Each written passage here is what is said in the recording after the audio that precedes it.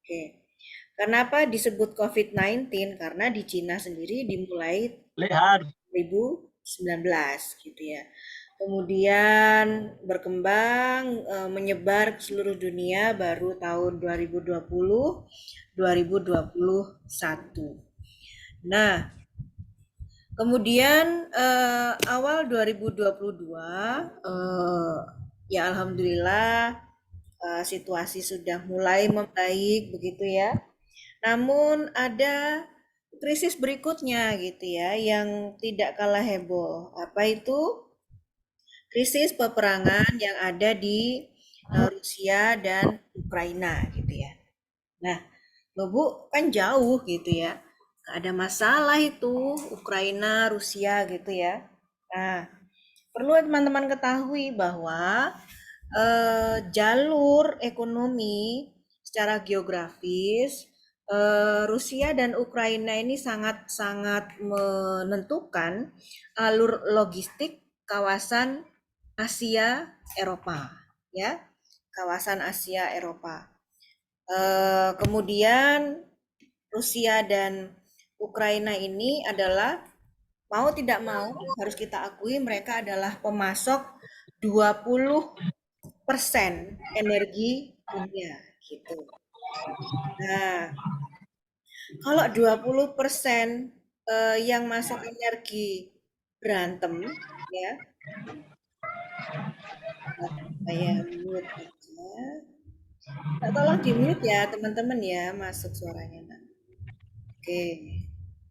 Nah, kalau pemasok energi kita 20% itu berantem, nah otomatis yang 80% harus dibagi ke teman-teman yang lain kan begitu ya. Itu baru urusan pemasok energi gitu ya. Bagaimana dengan urusan yang lain gitu ya, disrupsi yang lain begitu. Nah, teman-teman harus paham bahwa Rusia dan Ukraina ini eh, selain dia pemasok energi, tetapi dia itu ada di jalur sutra ya kalau di zaman dahulu ya jalur sutra. Begitu dia macet jalur perdagangannya, nah ya macetlah semuanya gitu ya. Sehingga yang biasanya kalau apa antar Asia dan Eropa itu santai-santai aja bisa lewat Eropa Timur gitu ya, jalur Baltik kok zaman dulu itu. Sekarang karena mereka perang ya muter, ya karena muter, ongkos jadi mahal, harga jadi naik. Oke. Nah, di sini saya akan coba untuk apa namanya share gitu ya, share sedikit future business based on disruption. Jadi disruption itu ke depan teman-teman ya, apakah iya kita bisa memprediksi eh, war crisis antara Rusia dan Ukraina ini cepat begitu ya? Apakah iya teman-temannya tidak akan intervensi ke krisis ini? Apakah iya tidak akan diajak negara-negara lain untuk nimbrung ke krisis ini? Kalau itu terjadi, maka akan terjadilah yang namanya distribution chaos atau disrupsi pada pola distribusi. Oke, baik. Saya coba akan sampaikan dulu ya. Bentar. Kelihatan nggak ya ini? Bisa kelihatan deh. Nah, Bisa Bu, kelihatan. nah kita lihat bisnis ke depan ya, bisnis masa depan. Maaf, saya sengaja tidak mentranslate dalam bahasa Indonesia eh, karena saya susah untuk translate bahasa Indonesia ini nyantolnya gimana ya. Pokoknya kalian pahamilah sedikit ya bahasa Inggrisnya ini. How the traditional shipping and logistics space is being disrupted. Jadi bagaimana pola untuk pengiriman secara tradisional di area logistik ini menjadi terdisrupsi gitu ya. Nah, kita lihat di sini eh, pola salah satu contoh dari UPS ya. UPS itu salah satu distributor yang cukup besar begitu ya, logistik ya, dia bergerak di bidang logistik. Sebentar ini. Mohon bantuannya di mute ya Mas ya. Oke. Dia bergerak di bidang logistik, kemudian dia itu memiliki beberapa sistem mulai dari delivery management, return optimization, on demand warehousing. Jadi dia juga nyewakan gudang, dia juga nyewakan melakukan cross border logistik, jadi dia lintas negara. Kemudian dia juga punya mekanisme visibility platform. Mereka juga punya sistem delivery drop off atau dia nyewakan storage begitu ya. Kemudian dia juga punya jalur distribusi cold chain. Cold chain itu menyimpan uh, barang-barang yang butuh untuk situasi yang dingin seperti sayur, buah, ikan, daging dan seterusnya. Kemudian on demand delivery. Kemudian dia juga menyiapkan e-commerce fulfillment. Dia juga membuat autonomous logistik begitu ya. Kemudian dia juga membuat sourcing and procurement, dia juga membuat freight management sehingga satu bisnis shipping dan logistik ini dia bisa bergerak di banyak sub bisnis. Nah, bisa kebayang kalau satu saja terdisrupsi, maka semua sub bisnisnya akan terdisrupsi, akan terganggu gitu ya. Nah, karena kita juga ada krisis begitu ya, krisis peperangan di Rusia dan Ukraina itu sangat mengganggu logistik. Mungkin ada teman di antara kalian yang bekerja di logistik begitu ya. Eh, Apabila kalian bekerja di ekspor impor, kalau yang 2 tahun kemarin itu benar-benar kayak sudah tiarap begitu ya. Sekarang ini waktunya untuk ngebalikin modal, mengembalikan modal. Artinya dengan energi yang ada itu kita harus memaksimalkan ya. Malah HP-an nih, Pak. Nah, kita harus memaksimalkan resource gitu ya, harus memaksimalkan resource. Nah, di sini COVID-19.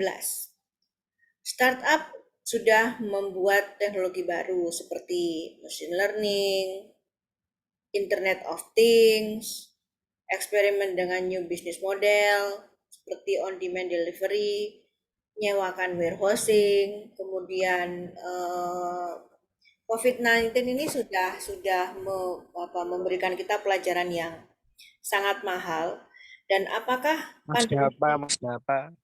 pandemi berakhir itu situasi tidak berubah gitu ya. Nah, saya mohon izin di mute ya. Oke. Nah, meskipun pandemik sudah berakhir, ternyata disrupsi untuk global supply chain menjadi ketidakefisiensian pada supply chain. Kemudian kita itu ada kesempatan untuk teknologi baru, solusi-solusi teknologi baru. Kemudian kita juga tidak bisa memprediksi kebutuhan konsumen seperti adanya perkembangan e-commerce yang luar biasa begitu ya, sehingga meskipun kita cuma pesen satu barang saja itu harus difulfill atau dipenuhi oleh store atau industri tersebut, sehingga yang namanya bentar, yang namanya disrupsi itu eh, luar biasa hebat. Nah, pada saat saya membuat PPT ini belum terjadi yang namanya disrupsi perang, gitu ya, belum terjadi itu. Tapi ini disrupsi pada saat pandemik dan bagaimana sesudah pandemik begitu. Nah, apakah sesudah pandemik ini semuanya akan baik-baik saja? Baru kita mau baik-baik aja gitu ya. Kita eh, ada cobaan di perang gitu ya, perang Rusia gitu ya. Dan itu akan sangat membuat. Mas Dalpa, Mas Dalpa.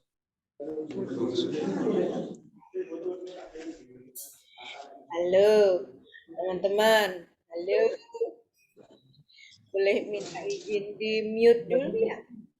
Ini karena halo. Terima kasih. Terus ada yang belum di mute ya? Oke.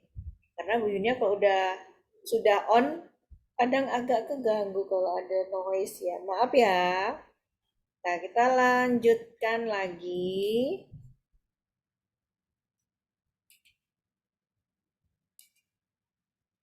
Oke. Nah,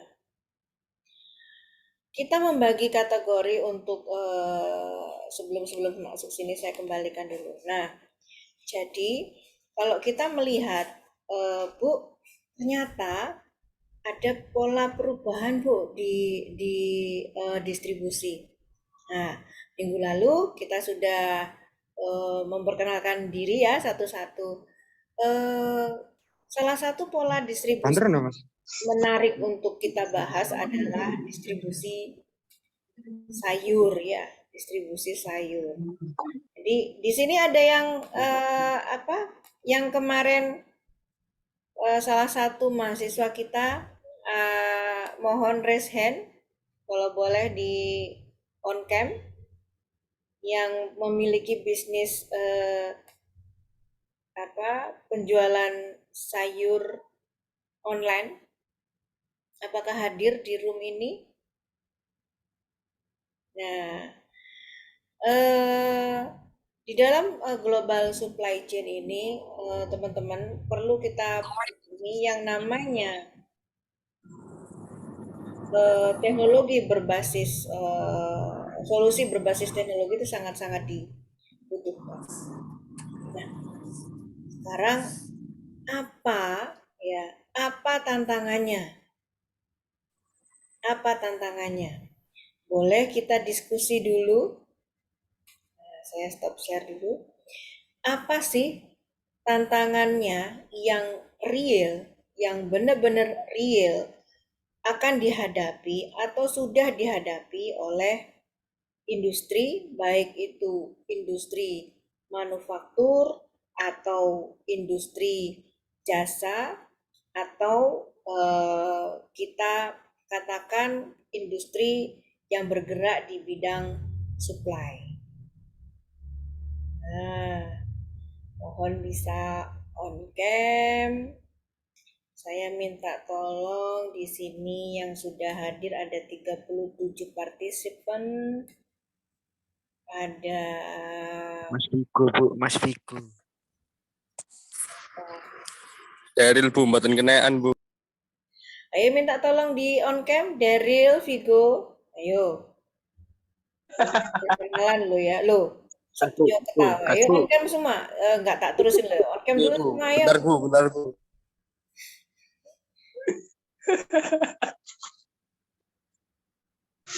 Los. Ayo. Dulu. Ayo. Lagi di luar Bu. Iya, Mohon maaf Bu, habis on cam Bu. Nggak bisa on cam, kuyon drive Vigo, awas lo ya. Oke. Ya, coba sekarang kita diskusi. Ukur. Bentar ya, kita diskusi dulu ya. Pertanyaannya sederhana. Kira-kira di Indonesia. Ya. Dampak kekurangan energi ini, kemudian adanya dampak kenaikan BBM ini, apa yang akan terjadi on predict ya, Mas prediksi Rendra, kebalikan. Rendra. Ayo coba saya mau suaranya Mas Deril. Mas Deril ini kepingin ngomong nih Mas Deril. Ayo Mas Deril. Apa sih Enggak, dampak? Bu. Enggak, Bu. Kamu ngomong Enggak. ini. Ya, apa sih Siapa, dampak? Bu? Siapa? Apa sih dampak ya? Apa sih dampak dari kenaikan BBM secara langsung, baik di rantai supplier atau distribusi bahkan produsen. Kalau BBM-nya naik terus Faktorial kan Mbak. uang terus Coba nggak raise hand berkurang. dulu ya, satu-satu raise hand dulu. Siapa yang mau jawab? Dengan guna saya Bisa raise hand? biji engkau bisa perantah dari awalnya dengan guna saya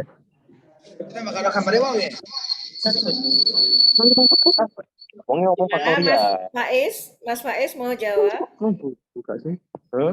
Halo, Mas Faiz mau Iya, jawab? tapi kan wongnya ngomongnya ini kan mau tahu dong kalau dia berapa faktorial berapa ya nah faktorial kan Ya, Mas Faiz mau jawab? Mas bang Faiz faktorial Alwi. iya itu faktorial itu kenapa sedang faktorial soalnya Oke. waktu tiga Oke. Mungkin Mas Ade mau jawab. iya bu Gimana Mas Ade? Apa sih dampak dampak jangka pendek kenaikan BBM ini dari jalur distribusi? Loh, loh kok diem? Ada yang bisa jawab? Jangka pendek itu setahun 2 tahun ke depan ya. Oke, Mas Tommy mau berpendapat?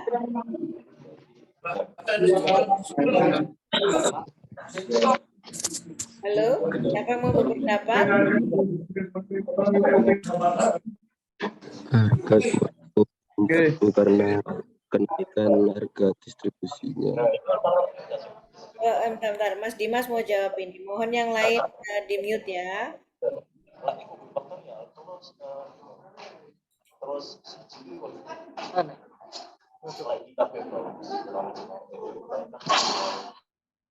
Oke. Mohon yang mau jawab silahkan raise hand.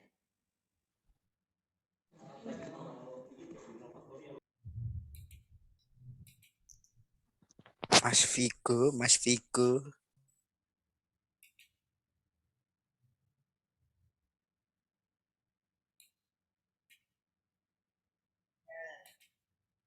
Oke, Mas Sabil. Saya unmute dulu. Harga sembako akan naik karena harga transportasi juga akan naik karena kenaikan bahan bakar. Kalau ada kenaikan bahan bakar, semuanya akan naik, ya kan? Kenapa? Karena bahan bakar ini menjadi alat bahan untuk transportasi. Oke. Nah, kalau bahan bakar naik, harga akan naik, apa yang akan terjadi?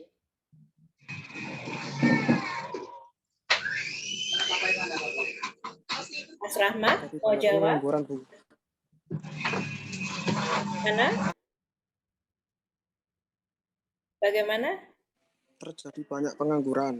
Banyak pengangguran. Oke. Terus ada lagi yang mau jawab? BBM semakin langka, Bu. Ya, pasti langka. Oke. Siapa lagi? Kemiskinan meningkat. Kemiskinan meningkat. Oke. Banyak menghabiskan uang, Bu. Banyak menghabiskan uang. Oke. Ini tadi negatif statement semua ya. Baik. Kita coba lihat dari perspektif yang berbeda. Ya. Minggu lalu Bu Yunia katakan kalau Indonesia itu mau maju, Indonesia harus berani apa? Mengembargo diri sendiri ya. mengembargo diri sendiri, harus berani untuk memenuhi semua apa kebutuhannya sendiri, tidak diperlukan impor, tidak diperlukan ketergantungan berlebihan dengan negara lain.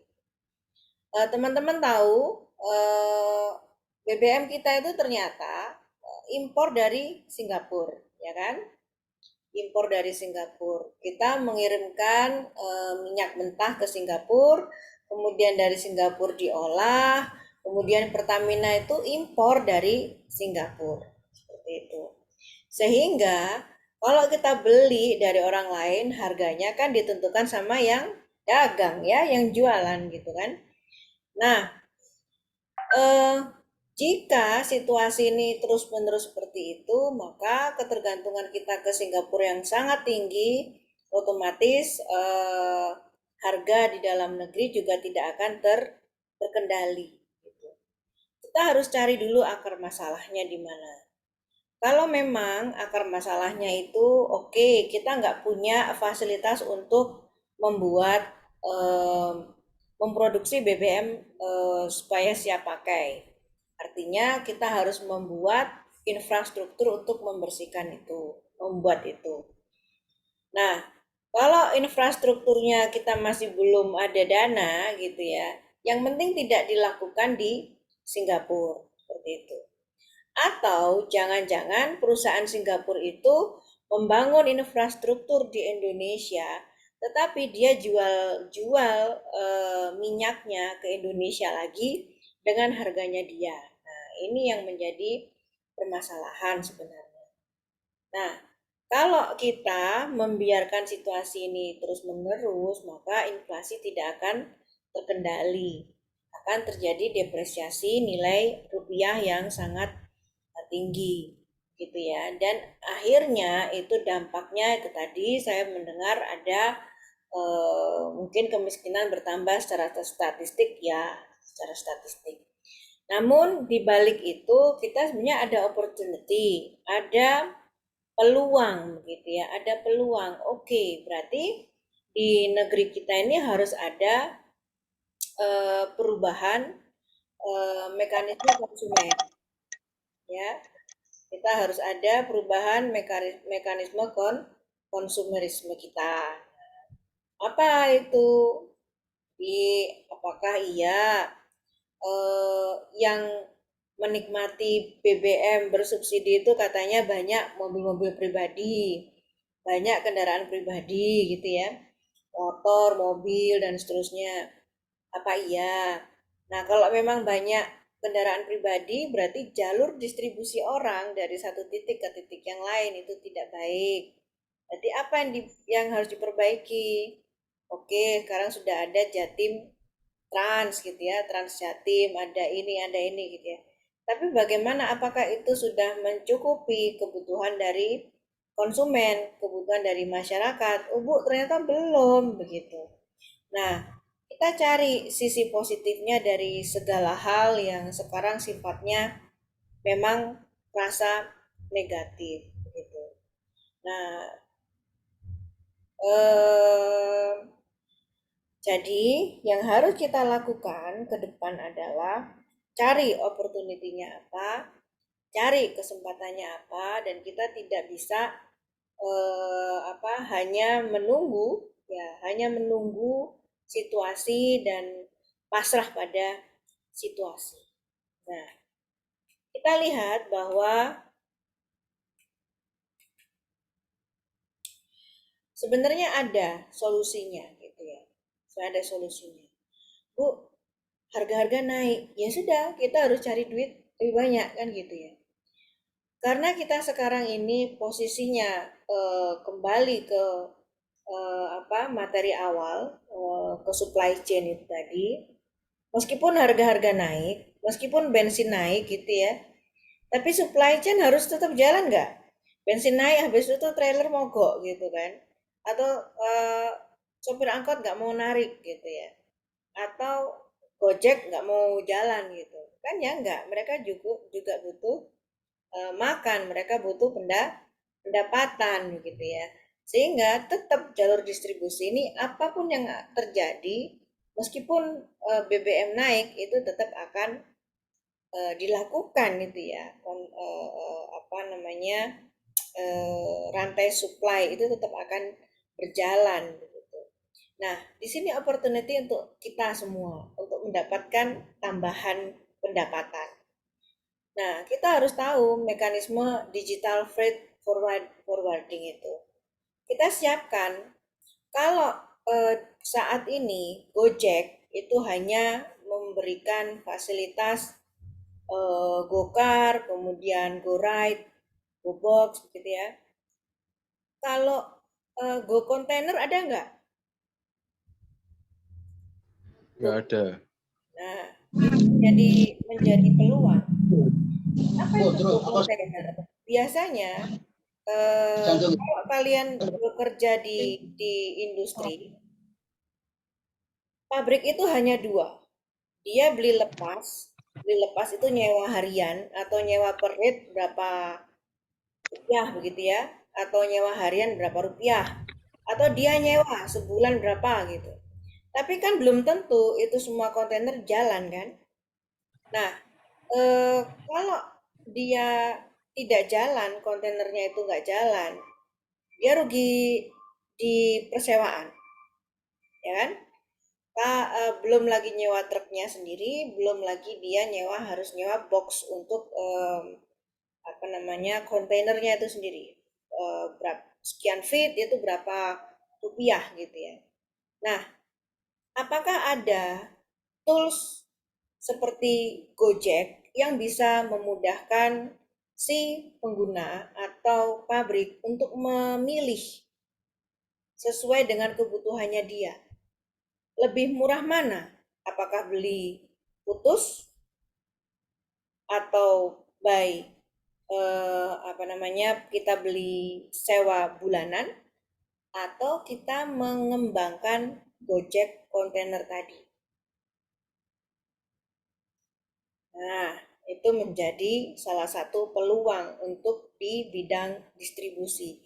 Meskipun harga BPN naik, tetap yang namanya jalur distribusi tetap akan berjalan. Ya, jadi teman-teman, 2022 di balik kesulitan pasti akan ada kemudahan. Itu janji Allah kan begitu ya. Di balik kesulitan pasti akan ada kemudahan. Jadi kalau sekarang itu kesulitannya jelas, BBM naik oke. Kita nggak bisa mau kita demo kayak gimana pun itu nggak akan turun gitu.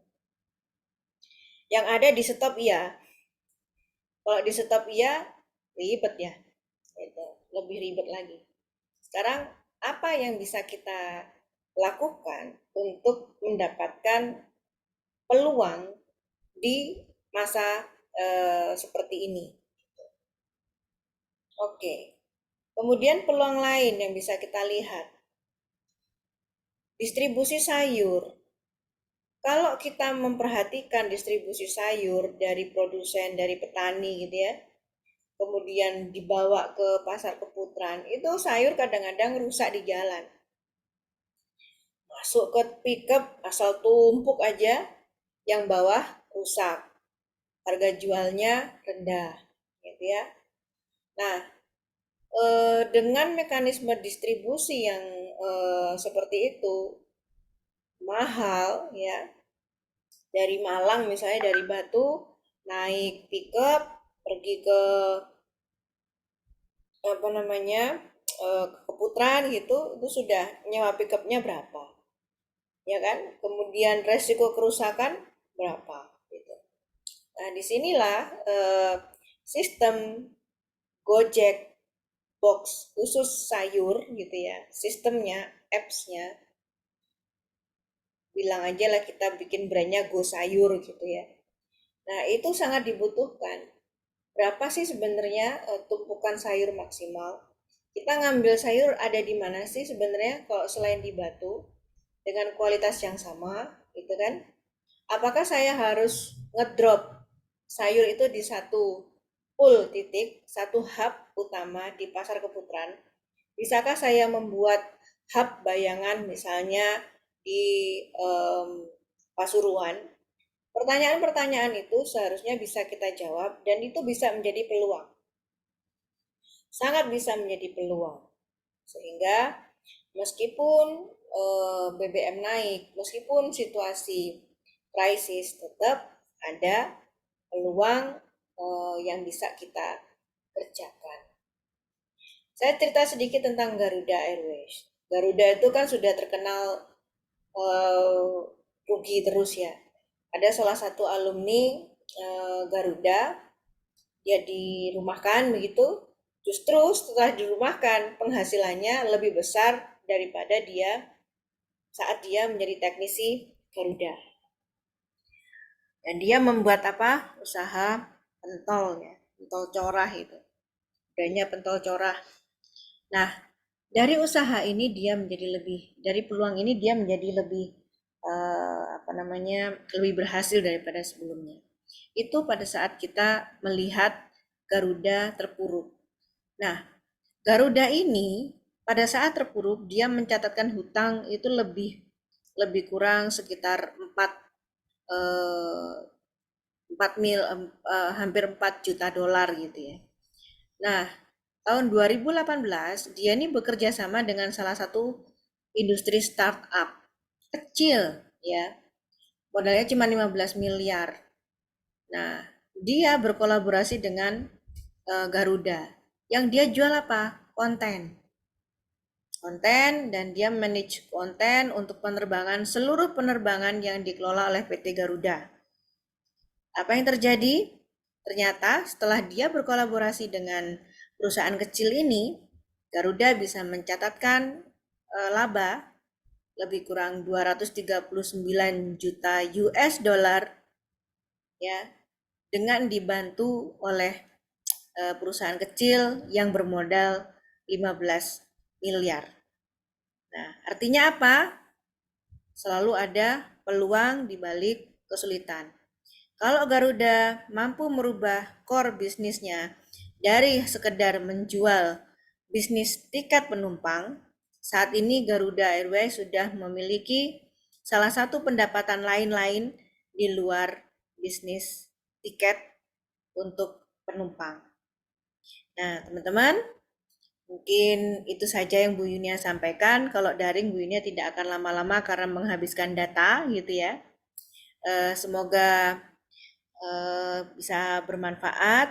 Insya Allah rekamannya akan saya share di ketua kelas dan bisa kalian lihat lagi di lain waktu. Oke, sampai jumpa di kelas luring minggu depan. Bu Yunia akhiri. Assalamualaikum warahmatullahi wabarakatuh. Waalaikumsalam.